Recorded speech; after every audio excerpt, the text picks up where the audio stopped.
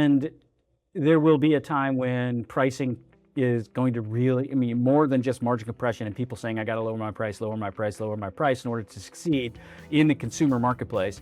How can leaders get outside perspective from people who aren't going to tell the leader what it is they think they want to hear versus really what it is they need to hear? Your best clients are the ones that pay you the most, right? They're the ones that want to pay you the most. They're the ones who understand the value you deliver them. When did you realize that pricing drives everything? That's where you get truth. You get it from people who are not invested in your success. They're invested in you as a person and your success. And if your success is tied to your company's success, they're going to help you do that by helping you make good decisions.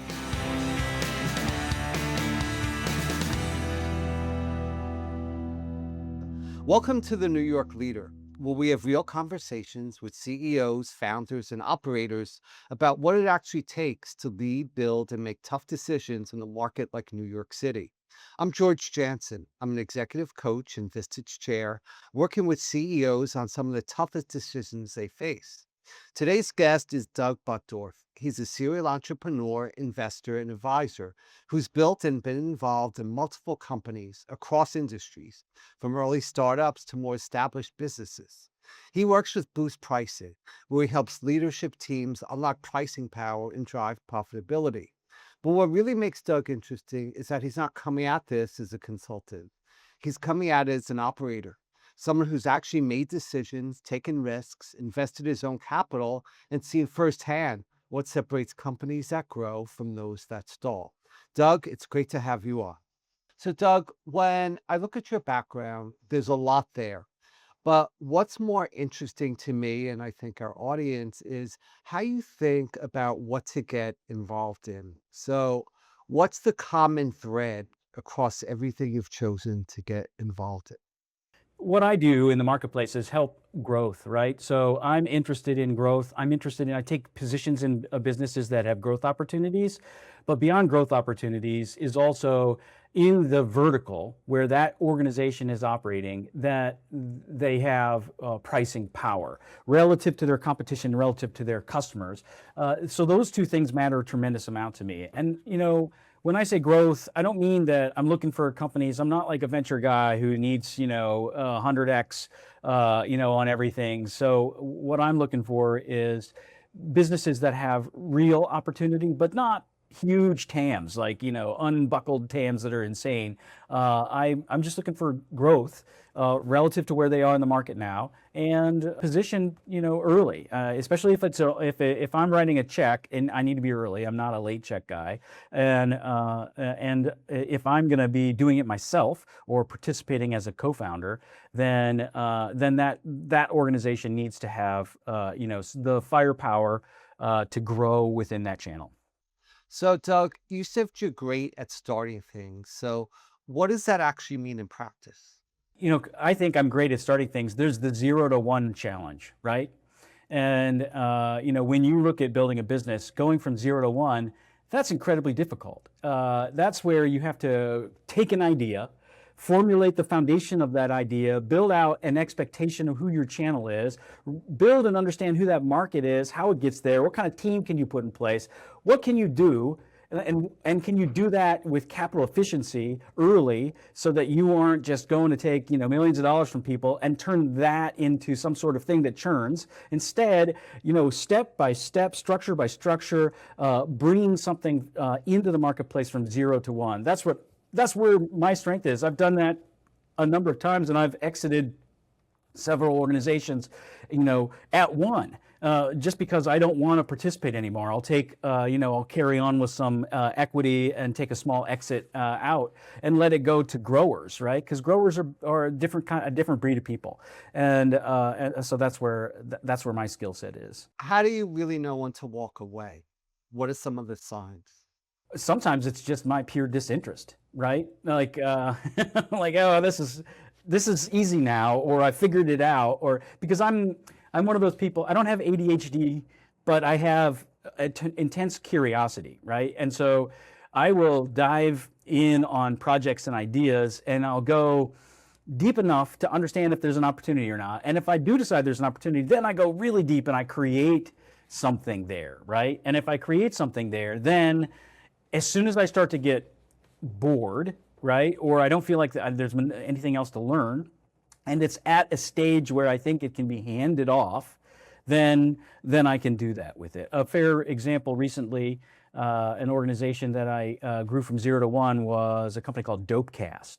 So Dopecast is a screen solution and marketing solution for the cannabis industry. It helps stores promote the products inside of the store, and it does it with a reverse model. I grew it from 0 to 1. We had 40, 50 accounts across the country. And I got to the point where, look, this is going to grow. It needs all of the structures that it's needed to continue to grow, and all the work. And the vertical is real, and there was real opportunity. But I decided that I didn't want to participate anymore. I've completely exited the cannabis industry, which I'm glad about. It's moving to a different world now. Okay. Would you go back in if the opportunity presented itself? It depends, really. I wouldn't go in with my own capital. I'd go in as an advisor. If someone needed help to work on a project, then I would help them. If I think that if what's happened in that marketplace is there's been a tremendous amount of on a state by state rolling process, there is margin compression that's happening across all layers with each, depending upon how the supply chains are built within those states. And there will be a time when pricing is going to really, more than just margin compression and people saying, I got to lower my price in order to succeed in the consumer marketplace. There will be a time when pricing power exerts itself. There will be leaders that emerge. There will be, places where opportunities exist, and that will be not only on the consumer side with consumer-facing products, but also on the supply side. So there's a significant amount in that industry that needs support, right? There's machines and equipment and processes and specialists, and all of those organizations need the work, need help of some pricing consultancy. I would assume this can be consolidation eventually, like there is in every industry. Absolutely, you see it now. It's happening. It's happening now. Okay. Doug, you used a term earlier, which everyone might not be familiar with, called TAMs. Care to Yeah. explain? Sure. So total addressable market. Like the TAM of space. SpaceX, timely today. It's IPO. I was gonna bring that up, Doug. So Yeah, yeah, yeah, go with it. Go with yeah, it. yeah. Well, it's just simply the addressable market of space. How big is it? Who knows, right? It's as big as the universe, and so that's a big TAM, right? I'm working on a project that has an incredible TAM as well. I'm a first check-in for a company that is building the credit and underwriting infrastructure for autonomous agents in the marketplace. Huge TAM, right? The reason I'm in it is because of the belief I have in the founder and my early intervention, right? So I was first check, that kind of stuff. But I also work in other markets where there's not as much opportunity. I think there's huge opportunity in owning car washes. I think there's huge opportunity in owning a pet wash. Seriously, a pet wash. You can get a standalone pet wash you drop on a parking spot. And it costs you $100,000 and it just churns cash, right? So I love these kinds of projects too. But I'm not the guy that's going to carry them forward. I would get them started, right? And then hand them off to operators. I've heard that C-stores like 7-Eleven, Wawa, that those can be good businesses to be involved in. Yeah, I've been adjacent to that. I operated in a distribution company that had a wide variety of products, including at the time video and DVD products that were selling to grocery and convenience stores. And my adjacency to that industry was prior to its major consolidations that was happening in the early 2000s through the middle 2000s, 2010s, and in continuing today. And there's tremendous opportunity in those businesses, but the number of units is diminishing. The future of fueling is changing, right? So like retail's changing, the market strategy that exists with independent operators in bodegas around New York City is closer to the model that will probably, escape and be driven into suburban marketplaces. I don't know when, but fueling is going to change that, and adjacency to market, like just your convenience items are going to be needed, and it won't be at a gas station anymore. It's going to need to be at a like it used to be dairy stores across the Midwest. Dairies would own their own dairy store. They make ice cream there, and then they started selling to other sundries. And so history is going to repeat itself. I have a mentor that I've worked with a lot, a gentleman named Barry Bleckman in Pennsylvania, and he tells me all the time, history repeats itself. Find something that's going to repeat, and be early in the dollars in that. And it's held true. He's a smart guy. So maybe tell us about some other things that you've sold or exited.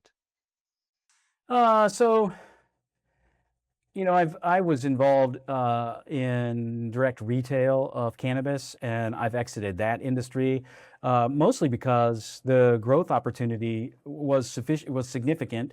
There was more opportunity in being early with the license, right? So what our strategy was to go get licensed and then sell the paper licenses. Then we had no capital to put in. All we had was the few $1,000s in time needed to get licenses. And so there are people, including myself, who go to new markets and they work to get licensed. And then once those individuals are licensed, that paper license is of value, and it's sold then to operators who have, a model that they can just click in capital to utilize to update retail. And that's a great model. I did that in New York State, and I'm looking at the possibility of doing it in other states as time progresses. The problem often is finding a partner that you can trust in those states, and that's so challenging. Trust is difficult. So speaking of that, people, huge component right here. So what do you look for, in people at the companies you want to get involved with and partner with? You know, I mentioned that I'm a very curious person, right? I look for that too. If I'm going to be involved in an organization, I want someone with tremendous passion for the thing they're doing, right? And that passion is driven by curiosity. If they're constantly seeking, trailing through YouTube to find out more, looking at the newest innovative, stuff that's happening on Reddit, and whatever it is, these are the things that matter to me. Someone's curiosity, someone's passion is really important. I would tell you a story. I early in my career, I got beat for a job at Amazon, right? It was Okay. me and one other person to take a job at Amazon to help run their fledgling video business, right?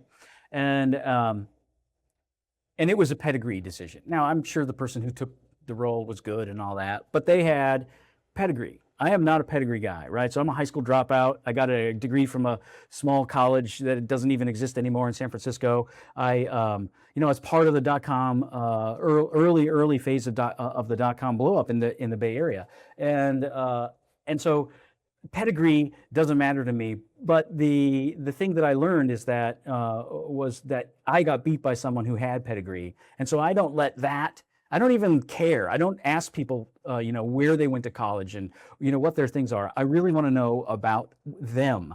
So the check that I've put in to the portcullis, the credit and underwriting, that gentleman is a person who had a few years of college, right? But hasn't graduated, all the things that don't matter to me. I don't know if that probably doesn't answer your question. It's kind of a non sequitur. I apologize. No, it does. Thank you. It just made me think of some of the people I've worked with who really overemphasize that. Did someone go to the Ivy Leagues and there's an automatic assumption that they're that much smarter than anyone else? Yet look at some of the titans of business, right, who never even went to or finished college, right? I think Yeah, it speaks for itself. yeah, yeah. Usually I find it's an insecurity on someone's part. Maybe, or that they're just good at school. Right. You That's a know, great point. People who like to study, but right? or just Yeah. good test takers can remember Yeah. shit. Like I still can't spell words that I've spelled thousands of times. You know what I mean? Like I just can't do it. And I think that there's a good chance that there's something wrong with my brain in those ways. You know what I mean? But it doesn't diminish or change the fact that I'm a smart, curious guy that's trying to learn all the time, right? And having known you pretty well now, I can say that you are. So I guess you weren't in any spelling bees in Oh my school, God. I but misspelled the word flirt in eighth grade. And I spelled it F-L-U-R-T. So I will now, for the rest of my life, know how to spell that damn word. so you were very grateful for spell check and chat, right? Oh man, without these things, my emails would be crushingly challenging. I sometimes just don't even let the spell work. I just write the email and I'm quick. I'm just desire to get it out so fast. Awesome. And then I'll look later or whatever and I see, oh my goodness, I spelled like 9 words wrong in that email. That's So great. it happens all the time. So what I want to tap into your knowledge a little bit more as a serial entrepreneur. So what do most founders get wrong about exit? About exit? Well, let's talk about what they get wrong about start, right? And what they Okay. get wrong That's about what they get wrong about who they are and what they think they need, right? And because I got a great example, I got a guy who I've put money in, and I'm an advisor for, very early advisor for a company called No Cap Sports, and I absolutely love the gentleman that runs that company. His name is Nicholas Lord, and he's one of the major challenges that he has overcome is that he understands input, right? Like he thought he didn't really need a peer group because he's got a lawyer and because he's got this and because he's got that. He needed other leaders around him who are marching on the same path that he's marching on. And I think that these things are the things that help people start more solidly, right? It takes ego out in ways because you got to have a lot of ego sometimes to start something. That's bold, right? And so doing that, you also think that you don't need help. But the truth is that you don't need help. What you need is, nudges and advice and, experience, and not necessarily from the quote unquote yes men that may be around you that are part of your circle. or sometimes people will bring in someone else ostensibly to help them, and yet they keep doing everything themselves because they're afraid to delegate because no one's ever going to do it as well as they can. It's crippling, right? Oh man, micromanagement is it's not just crippling. It's well, it'll keep you from getting funded, right? It's any good venture person will suss that out fairly quickly. Now, a lot of starters, especially in this whole world of solo entrepreneurs, hell, I'm starting a business on my own, is a reality, right? But if you're trying to build something with a big TAM that you need team on, and you've got some capital expenditures that are required, you're going to need third party money. Those people are going to come in and they're going to find out how good you are at managing your people. They're not going to give you money if you can't put a team together and use and rely on that team to make decisions.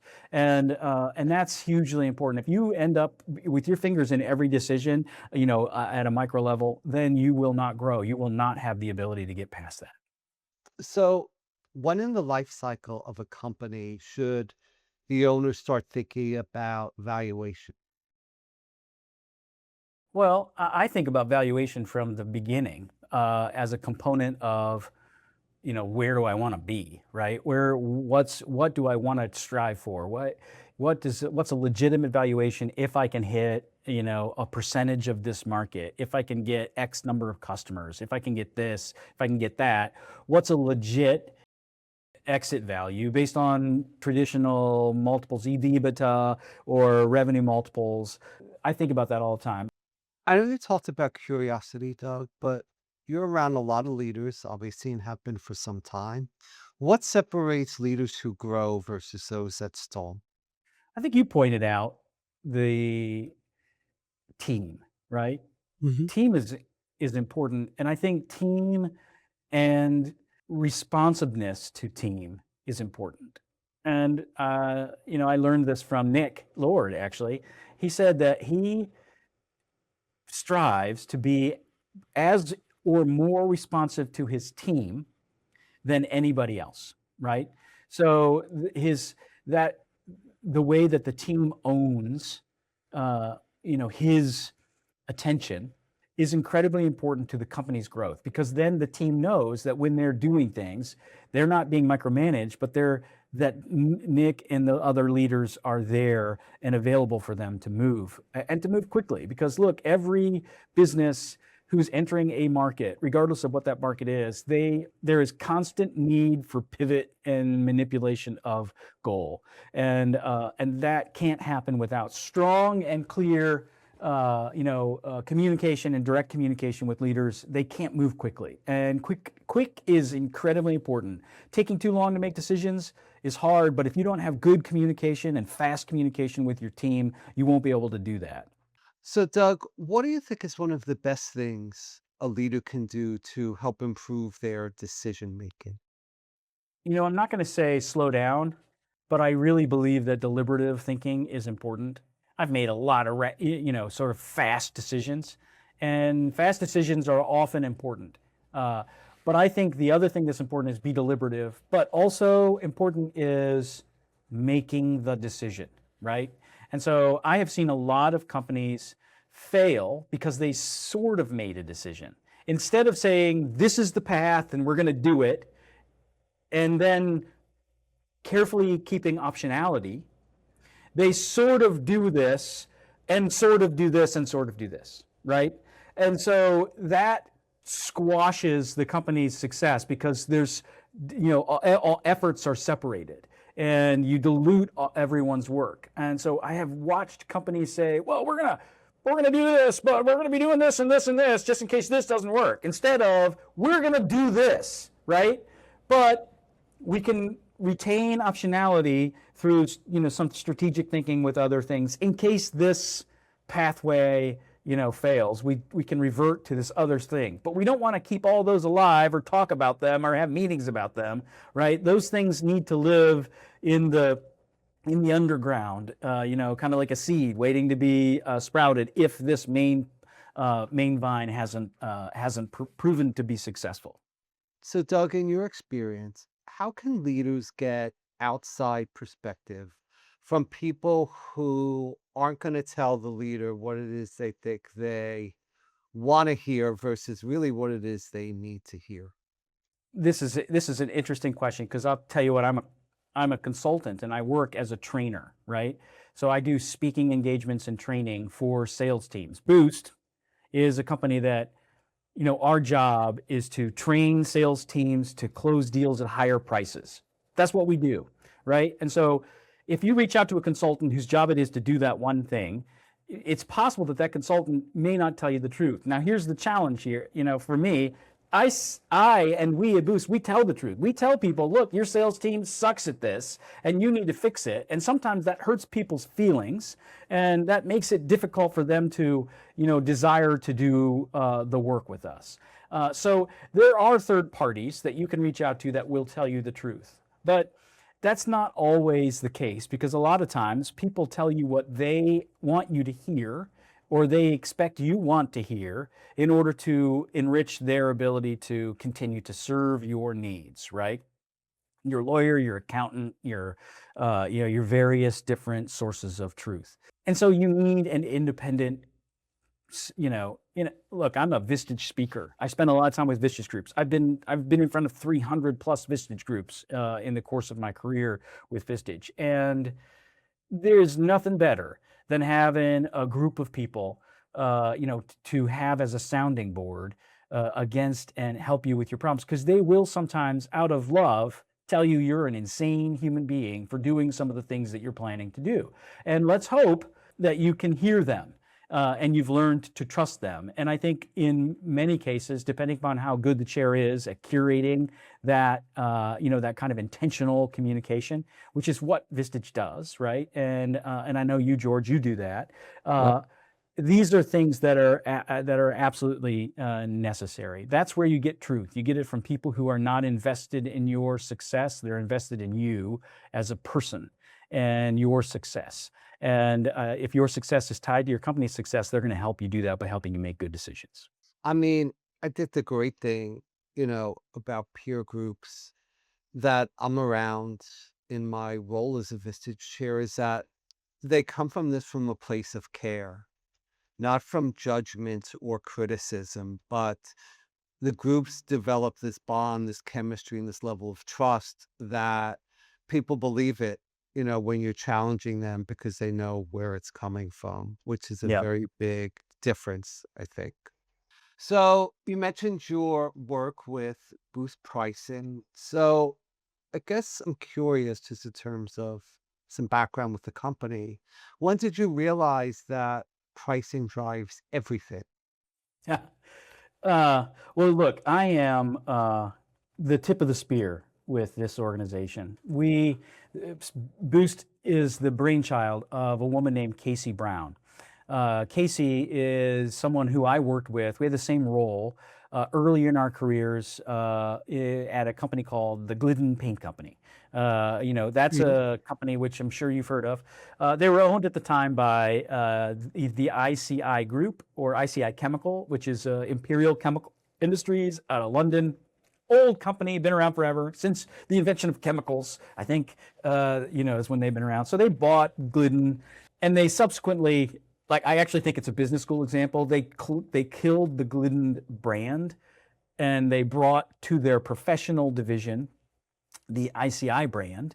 And so they renamed all the stores ICI Paints, which was great for England because everyone knows England, ICI, but no one knew the brand, right? And there was no anyway. It was a Harvard Business School, example of a terrible decision.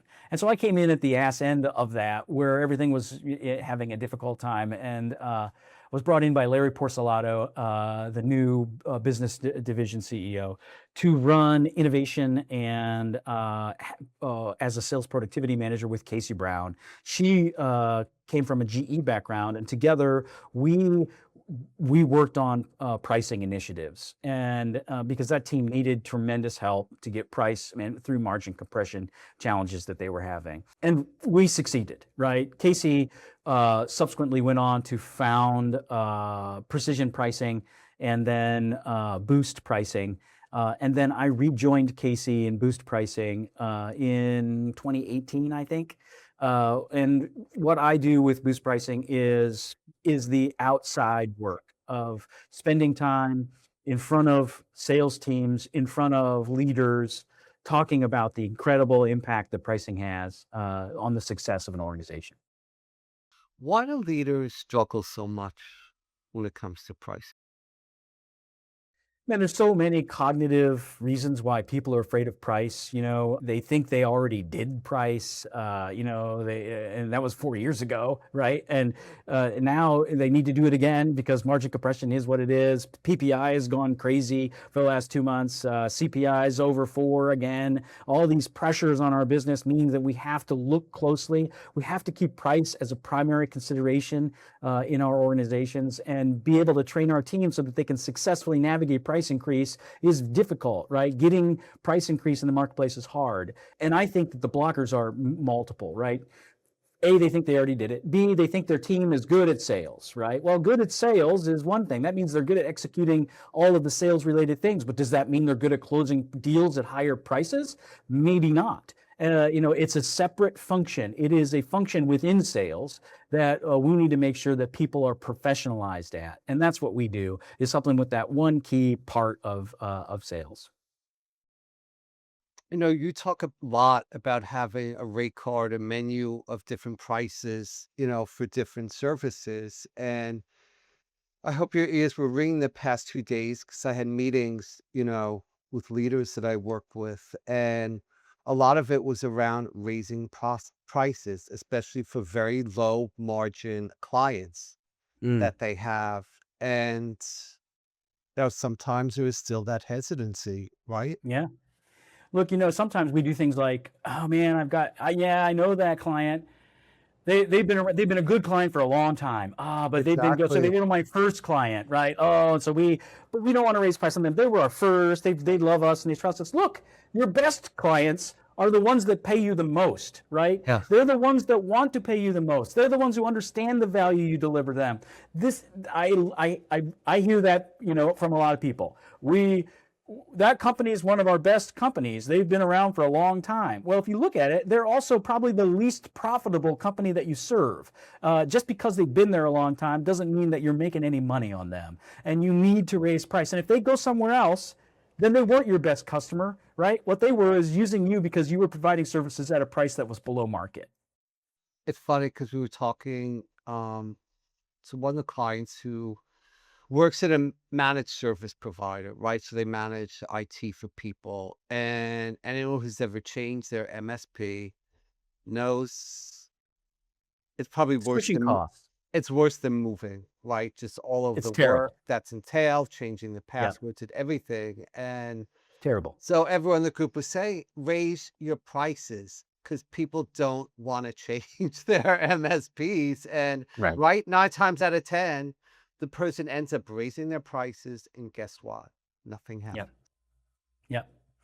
Not Yep. in every case, but more often than not, right? Often, right? We see it happen. They raise their price. The MSPs are a special service too, because that's not going away. Even with all all of the tools that are being created via AI that can help an MSP monitor and keep track of the things that they're doing for their clients. There's also a growing list of problems that their clients are having related to AI that MSPs have to be on top of. As a matter of fact, this is the solo entrepreneur project that I'm working on. I'm developing a company called Stack Broker. That the focus of Stack Broker is it creates a neutral routing layer for autonomous agents to check for whether or not the tool that they want to use and pay for, they being a non-human entity, that non-human entity checks Stack Broker, Stack Broker gives them, hey, a profile. This is the service card of that thing you're looking at. Here's their latency. Here's how successful they are. Here's the last agent that reported on information. Here's all this information you should or shouldn't purchase from them, right? And also it gives, because it's a SaaS service that gives the MSP and the corporation that's using the MSP the ability to set policy for the agents themselves. So they check the card and then they check their policy and then they execute, right? Otherwise, there can be runaway agents doing things autonomously without any sets and controls. And so this is the tool that I'm developing myself because it's purely agentic. It's a layer at MCP, an API that is no humans need to worry about it, but there's a human interface to look at reporting and auditability, et cetera. So these are new things. This is the kind of stuff that an MSP like that should be on top of so that they can provide emerging solutions for their clients because their clients are going to be going crazy with agents doing stuff that they don't even know what's happening. People who are in the marketplace who have a price with a customer and that customer's been a long-term customer, like your MSP story, make sure that they're paying what everyone else is paying, right? There is loyalty, but loyalty isn't driven by price. Loyalty is other ways that you deliver it. Maybe you deliver a little extra value at a price, something like that. So I've got the pricing guy here today, the day of the SpaceX IPO. Yeah. So worth all the hype, Doug? I don't know about the 135. I think is what the Yeah. target price is. Yep. It'll probably go above that. I don't know how long it'll stay above that. They have a lot of work over the next decade to prove that they're worth 1.7 trillion or whatever the number is, because it's a huge multiple on revenue. I think it's 120x revenue on something like that. It's a big, big number. As I mentioned earlier, the TAM is unknowable, right? So it is absolutely interesting. I have an agent that trades for me, right? And I was in a debate with my agent recently about whether to enter SpaceX in the IPO, and we chose that we're going to enter in a couple of quarters. So we are building our own index with stocks that we think are adjacent and IPOing, but we're not entering at IPO. We're going to enter, when when do we see the right Like, entry point? And in that, in our own little index. That's the great thing about agents. You can run all this shit yourself now. You don't need a third party to do it, right? okay, Doug, one final question I ask all my guests, right? Because I'm based in the heart of New York City in lovely Hell's Kitchen, New York, and you're around a lot of New York City leaders and clients. So, what does it take to lead effectively in a market like New York City that most people underestimate? It's hard for me to pin down exactly New York City, right? But the people in New York City are people that you want around you, right? And I think the pressure that other markets have seen to get back in office is also being felt by New York City businesses. And that's up and down the gamut of those businesses. And I think that it's important that we really look at what what we gain by getting back in office. And I think there's a lot to be gained, right? And I think that's especially true with early career individuals. But if those early career individuals are in the office with only early career individuals, then the value is limited. We need the full diversity of the office that we can, deliver to those people that are going to be leading our businesses in the future. New York City has a wide variety of talent, and we need to make sure we're using all of it. And we're looking to find people across that wide diversity to build bench strength to run our businesses as we grow them. And I think that we need to make sure that we're continuing to seek out as much of that diversity as we can, within the city and within every city. I think that should be intentional in the way that we approach building our businesses. Well said. And I think what I know in some cases is the CEO themselves don't want to go back to the office because they like working from their house in the Hamptons or, Naples or whatever. And then, I think that there's nothing wrong with a little hybrid situation. There needs to be, I think, a minimum of 3 days in office. A Tuesday to Thursday in office schedule can be highly beneficial for an organization. People think, well, they're only working 3 days a week. Well, no, that's not true. I've seen it. I do it myself. Look, I haven't been in an office myself personally since 2002, right? So I have worked wherever I have been. If I have my laptop and my phone, I'm working. And that's how my world works, right? I am in my office right now at the Imperial Industrial Park in Plattsburgh, New York, where I operate about 1 million square feet of industrial property. And I'm here, and my office is here, and my people are here, but I'm not here very often, right? And that's because I'm out doing work elsewhere. So if that's the case for your CEOs, then that's fine. But if they're just playing golf in the afternoon and calling into meetings from their home office in Naples, I'm not sure how long the culture will survive that. well said. So, Doug, I really appreciate this conversation. And what stands out to me is this: the best leaders aren't just making decisions, they're constantly learning, they're adapting, and surrounding themselves with the right people. And that came up a lot. For everyone listening, if people want to learn more about you, where can they find you?